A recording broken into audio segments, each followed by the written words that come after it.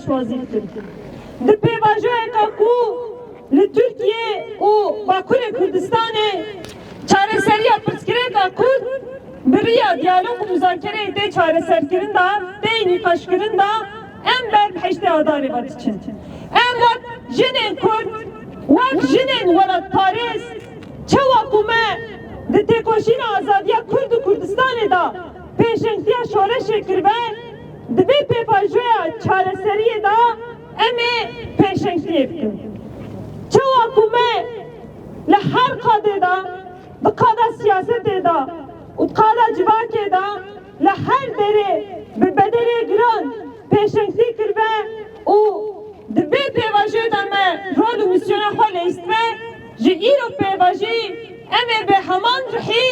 bi rihê avaker bi rihê jina azad em ê vê pêvajiyê de ciyê xwe bigirin em ê vê pêvajiyê de pêşengtiyê bikin ji ber ku weke rêberê gelê Kurd rêber Öcalan jî dibêje heta ku jin azad mebe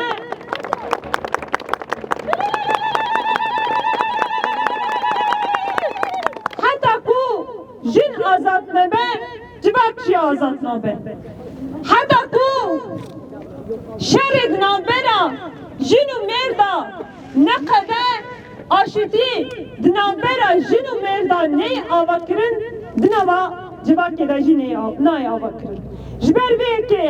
em ê ji vê derê dest pê bikin ji ku derê şer derketibe ji ku derê pevçûn derketibe em ê ji wê derê dest bi avakirinê bikin li ku derê wenda bûbe em ê li wê derê careka din bigerin û bibînin ji ber vê yekê jî em wek jinên Kurd di vê pêvajiyê de em ê bi şer bi roj 24 saetê xwe têxine xizmeta vê pêvajiyê ku ji aliyê rêberê gelê Kurd rêber Öcalan da hatiye destpêkirin çi bikeve ser milê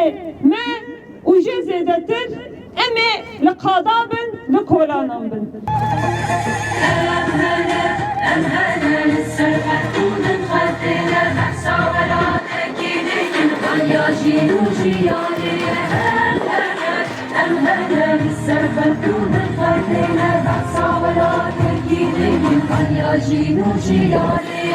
Can verdin tolerantin